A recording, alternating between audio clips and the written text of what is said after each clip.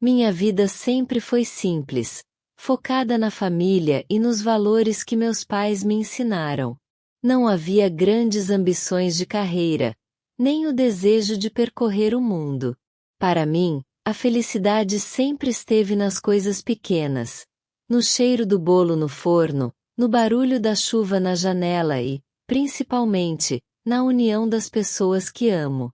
Eu sou Dona Lúcia, uma mulher que acredita, de todo o coração, que a família é a base de tudo, o porto seguro onde a gente sempre pode voltar. Os valores que carrego não são velhos, são fortes. Dentre todas as alegrias que a vida me deu, a maior delas foi, sem dúvida, o meu filho, Fernando. Ele não era apenas meu filho, ele era o centro do meu universo, a luz que guiava meus dias. Desde que ele era um menino, nossa relação foi muito mais do que a de mãe e filho. Era uma amizade profunda, cheia de cumplicidade e risadas. Cada pequena vitória dele era uma grande festa para mim, e cada desafio que ele enfrentava, eu sentia como se fosse meu também.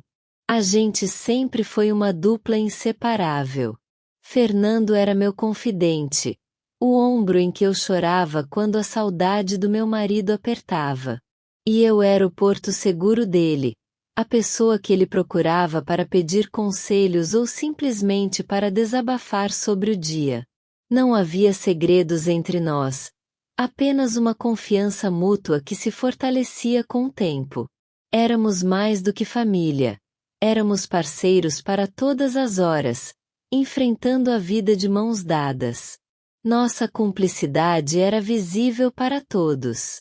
Em festas de família, na mesa do jantar ou em simples tardes na varanda, a gente tinha uma linguagem própria. Um olhar bastava para que um soubesse o que o outro estava pensando.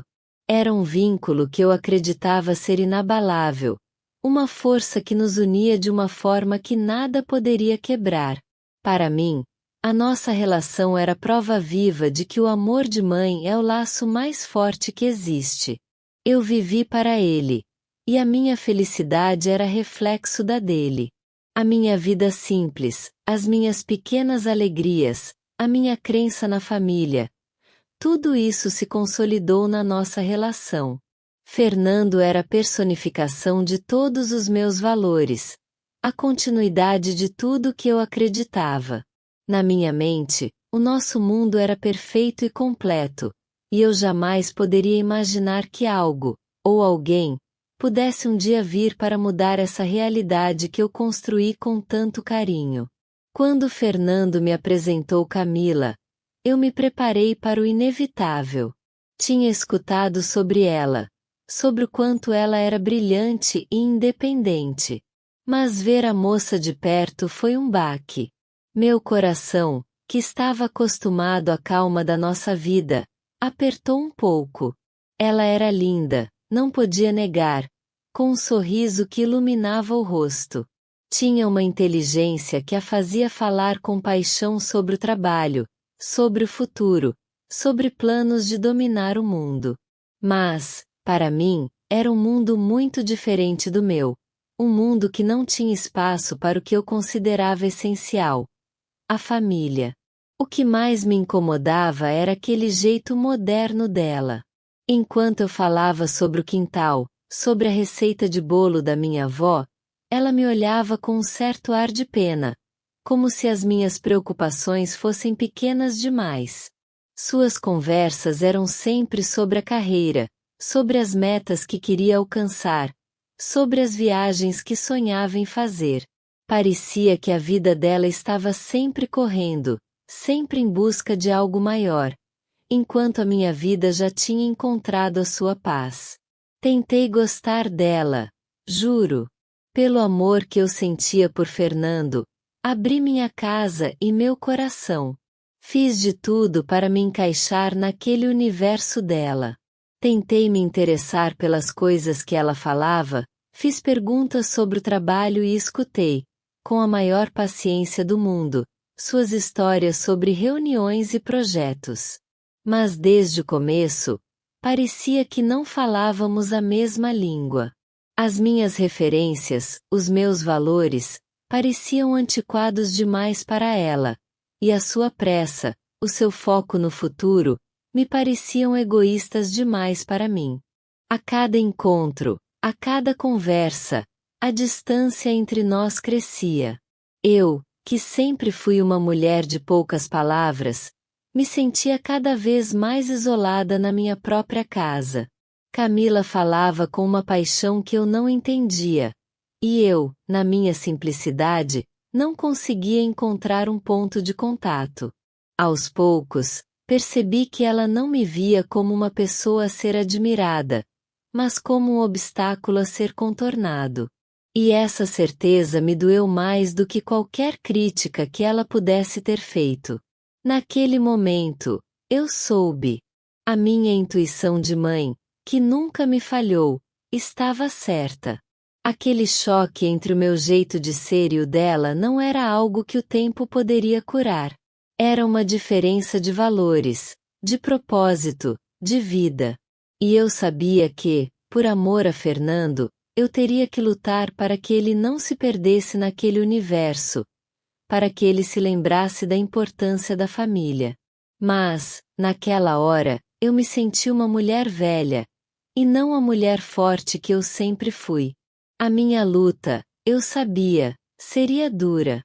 O primeiro sinal veio como um sussurro, mas soou como um trovão. Estávamos na sala, tomando um café, e a conversa, que era leve e despretensiosa, virou para o futuro. Foi então que ela, a Camila, soltou com uma naturalidade assustadora que não queria ter filhos.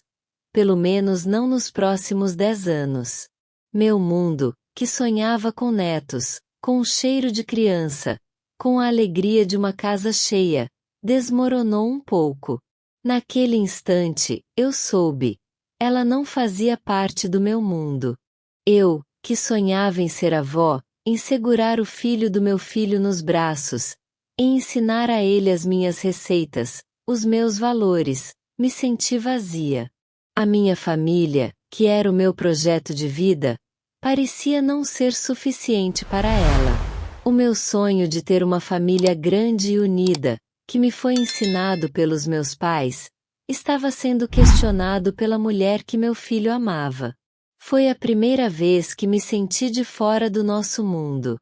Depois daquele dia, as pequenas brigas começaram com as coisas mais banais. Ela achava que eu era antiquada. Eu achava que ela era egoísta. Eu, com a minha casa impecável, com a minha comida feita com amor, sentia que estava sempre sendo julgada. E ela, com a sua pressa, com a sua busca por algo que eu não entendia, me olhava com certo ar de pena, como se a minha vida, a minha simplicidade, fosse algo a ser superado. As discussões, que começavam com um tom de brincadeira, se tornavam cada vez mais ácidas. Ela me criticava por causa do meu modo de ser, do meu jeito de cozinhar, e até do meu jeito de me vestir. Eu, com a minha paciência, tentava entender, tentava me encaixar. Mas era como se estivéssemos em lados opostos de um campo de batalha. Não importava o que eu fizesse, nunca era o suficiente. Um dia, para tentar quebrar a tensão, fiz o que eu mais gostava de fazer. Um almoço de domingo para a família. A casa estava cheia de um cheiro maravilhoso de feijoada, o prato preferido do meu filho. Eu, com o coração cheio de esperança, esperava que, na mesa, a gente pudesse se reconectar. Eu queria voltar ao tempo em que a gente era uma família, sem brigas, sem mágoas. Mas a paz durou pouco. No meio da feijoada, quando todos estavam rindo e conversando, ela soltou, com uma voz doce, mas com um sorriso de cobra: Lúcia, você não acha que a senhora tem que viver sua própria vida? E não a do seu filho? A mesa, que antes era cheia de vida, se tornou um cemitério. Todos, incluindo meu filho, olharam para mim, esperando a minha reação. Aquilo me atingiu como um soco no estômago. Minha vida era dele. A minha felicidade era dele. A minha razão de viver, a minha essência, estava na minha dedicação a ele. E ela, com uma frase, com um sorriso, estava me dizendo que eu estava errada, que eu estava vivendo de forma errada. Eu me senti humilhada, exposta, e meu coração, que era só amor, se encheu de uma raiva fria. O meu filho, coitado, se sentiu no meio do fogo. Ele tentou, com uma voz de quem queria fugir, defender a mãe e a namorada ao mesmo tempo. Mas a briga já tinha escalado. Ele olhava para mim, com o olhar de quem pedia perdão, e para ela, com o olhar de quem tinha medo de perdê-la.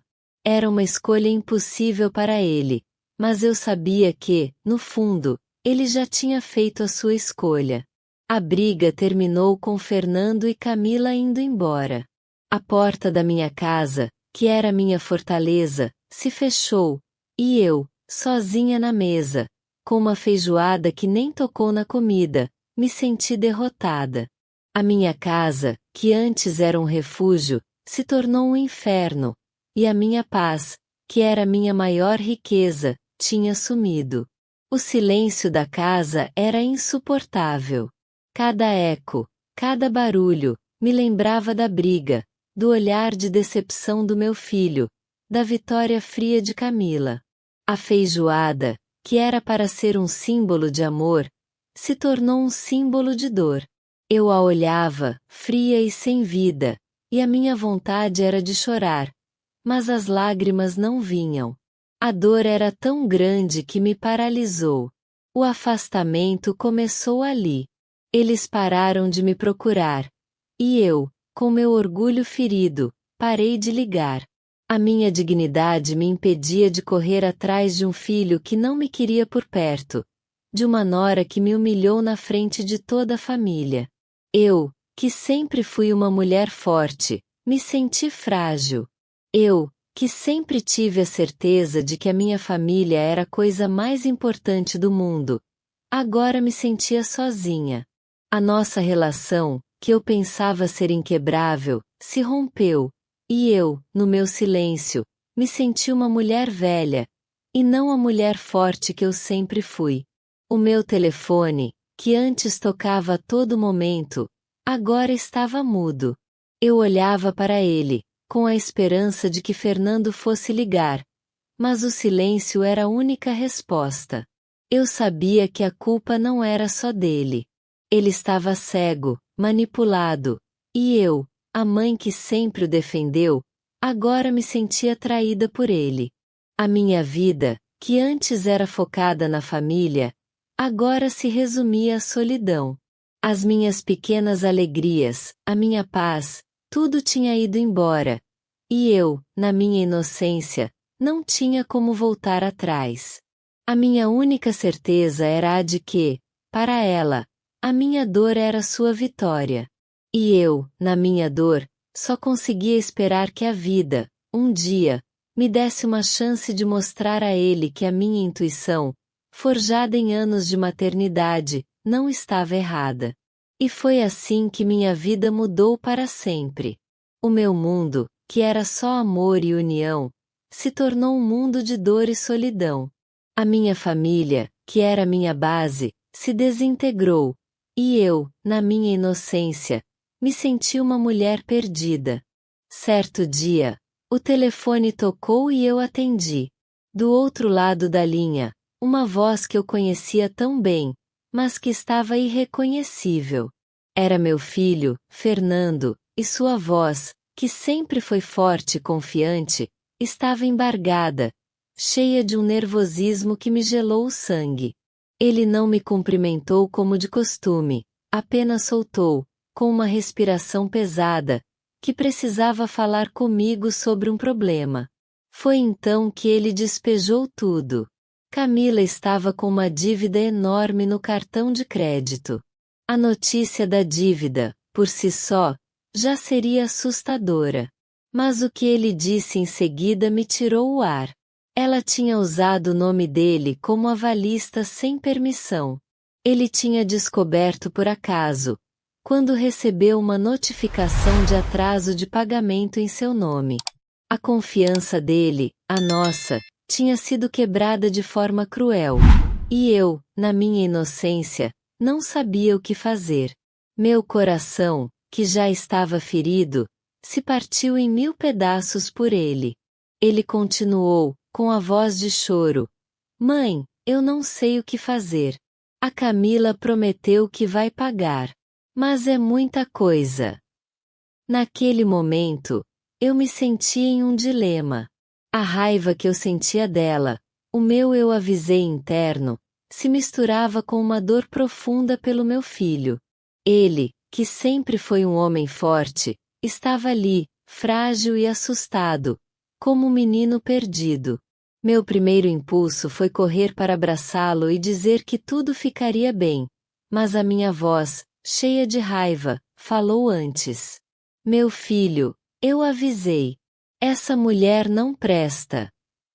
Eu disse, com uma voz que mal reconheci. Eram palavras duras, mas era verdade. Eu, que já não gostava dela, agora via como uma manipuladora, uma pessoa disposta a tudo para conseguir o que queria. A minha intuição, que me foi negada tantas vezes, estava mais do que certa. A minha dor, agora, era a certeza de que ele estava em perigo.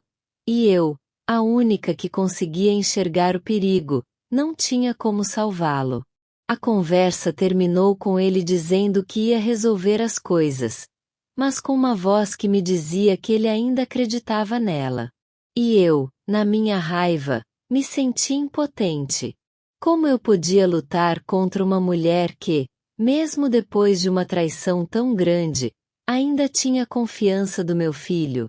Eu, que sempre me senti forte, me senti uma mulher velha, sem forças para lutar. Mas o pior ainda estava por vir. Certo dia, um amigo meu, que trabalhava na mesma empresa que Camila, me ligou com uma notícia que me gelou o sangue. Ele me disse que a tal dívida era para pagar uma viagem dela com o chefe. Não uma viagem de trabalho, mas uma viagem de lazer, para uma praia, com fotos e tudo mais. Aquele golpe, que era para ser o último, foi o golpe final. A traição, a manipulação, a dívida, tudo se misturou em um caldeirão de raiva. E a minha única vontade era de gritar. A minha nora, que me humilhou, que me afastou do meu filho, agora estava traindo ele, usando-o, e eu, na minha inocência, não tinha como provar. Eu precisava agir, não por mim, mas por ele. Naquele momento, a minha missão se tornou clara. Eu não estava mais lutando por mim, por um lugar na vida dele, por uma feijoada, mas pela sua paz, pela sua dignidade. Eu não iria mais me calar. Não iria mais me afastar. Eu iria lutar por ele, mesmo que ele não soubesse que precisava de mim.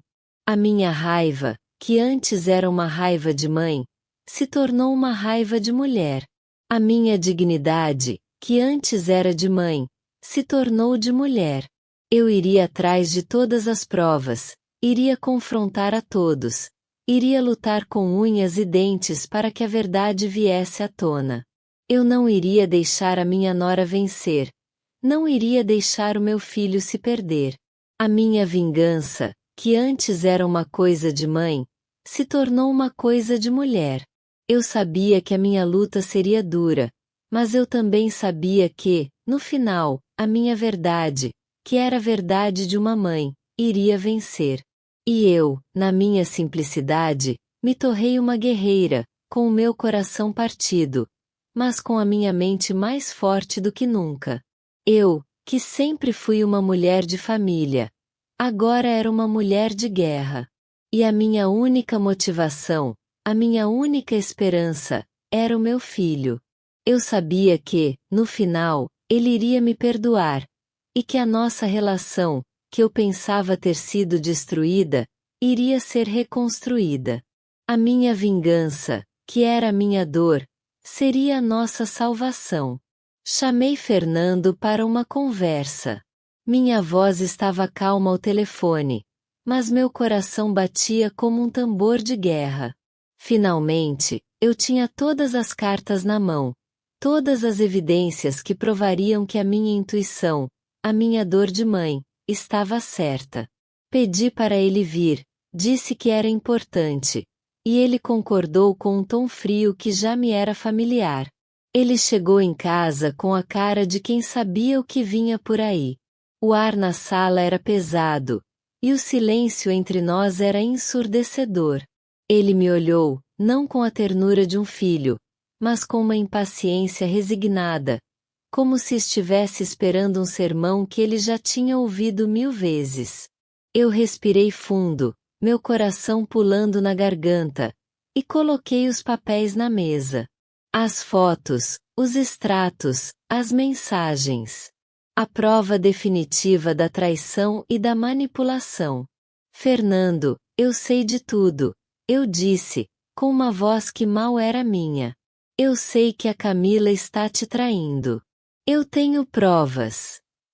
Eu esperava que ele ficasse chocado, que seus olhos se enchessem de raiva e de tristeza. Eu esperava que ele visse a verdade e me abraçasse, agradecendo por eu ter salvado ele. Ele olhou para as fotos, para as mensagens, e a sua cara, que antes era de impaciência, se tornou uma cara de decepção. Mas não era comigo que ele estava decepcionado. Era com a situação. Era com a vida. Era com a minha intrusão. O olhar dele, que antes era de menino, agora era de um homem adulto, que tinha sua própria vida, as suas próprias escolhas, os seus próprios segredos. O que ele disse a seguir me chocou mais do que todas as provas que eu tinha. Mãe, eu já sabia, ele disse, com uma voz de cansaço. Minha voz sumiu, e o chão, que antes era firme, se tornou areia. A minha vitória, que era para ser o meu trunfo, se tornou a minha derrota. Eu, que esperava que ele ficasse bravo com a esposa, percebi que ele ficou bravo comigo. E eu a perdoei. Ela está arrependida. E eu a amo. As palavras dele, que deveriam ser de amor, soaram como um soco no estômago. Eu, que esperava que ele se voltasse contra ela, percebi que ele se voltou contra mim. A minha vingança, que era para ter sido a minha salvação, se tornou a minha maldição. Mãe, por que a senhora se mete na minha vida? Ele perguntou, com uma raiva que eu nunca tinha visto nele. Por que a senhora tem que estragar tudo? E eu, na minha dor, apenas consegui responder: porque eu te amo, meu filho. Eu gritei, com o coração partido em 1000 pedaços. Mas o meu amor não foi o suficiente. Ele não precisava do meu amor. Ele precisava da paz, da sua vida, da sua esposa. Ele me acusou de ter estragado a sua vida, de ter tirado a paz da sua casa, e me pediu para nunca mais me meter em nada. Naquele momento, eu soube. O meu filho, o meu tesouro, tinha se perdido para uma mulher que não o merecia. E eu, na minha inocência, não tinha como salvá-lo. Eu tinha tentado, eu tinha lutado, mas o amor dele era mais forte do que a verdade. Depois daquele dia, a minha vida mudou para sempre. Meu filho, que era meu confidente, se tornou um estranho. As ligações pararam. Os almoços de domingo já não existiam. Eu me senti sozinha, mas de um jeito que eu nunca tinha sentido antes. Não era a solidão de uma viúva, era a solidão de uma mãe que perdeu o filho para a vida, para o destino. Meu coração ainda dói, e a minha mente, que antes queria justiça, agora só consegue pensar em uma coisa: cada um tem o que merece. Eu, que tanto lutei por ele, por sua felicidade, por sua paz, agora tinha certeza de que ele tinha feito a sua escolha. E eu, que tenho meu filho de volta, ainda que à distância, me sinto em paz. Eu fiz o que pude, o que uma mãe deveria fazer. Agora, a vida é dele. Essa paz, no entanto, é amarga. É a paz de uma guerreira que perdeu a batalha final, mas que ainda tem a sua dignidade. Eu sei que ele está com a mulher que ele escolheu, e eu, na minha solidão, tenho a certeza de que a minha intuição, forjada em anos de maternidade, não estava errada. A vida, às vezes, é um jogo em que não se pode ganhar, mas a gente ainda tem que jogar. E foi assim que minha vida mudou para sempre. Meu mundo, que era só amor e união, se tornou um mundo de dor e solidão. A minha família, que era minha base, se desintegrou, e eu, na minha inocência, me senti uma mulher perdida. Mas, na minha solidão, eu ainda tenho a certeza de que, no final, a minha verdade, que era a verdade de uma mãe, iria vencer. Eu sei que a minha história é cheia de dor e desilusão. Perdi meu filho de uma forma que nunca imaginei, mas no meio de tudo isso, aprendi uma lição valiosa. O meu desabafo se tornou a minha força. Talvez a minha experiência tenha te lembrado de alguma situação na sua própria vida, ou de um drama que a sua família está enfrentando. A vida, afinal, é cheia de complexidades, e a gente aprende que, mesmo nas maiores dificuldades, não estamos sozinhos. Se a minha história ressoou com você, se você gostou de passar por tudo isso comigo e quer ouvir mais narrativas que nos fazem refletir, eu te convido a se juntar a nós. Clicar em inscrever-se e ativar o sininho é a melhor forma de garantir que você não vai se perder e que sempre saberá quando uma nova história for postada. Junte-se a nós para que possamos, juntos, continuar compartilhando essas experiências e lembrar uns aos outros que, mesmo nos maiores desafios, não estamos sozinhos. Com carinho, Lúcia.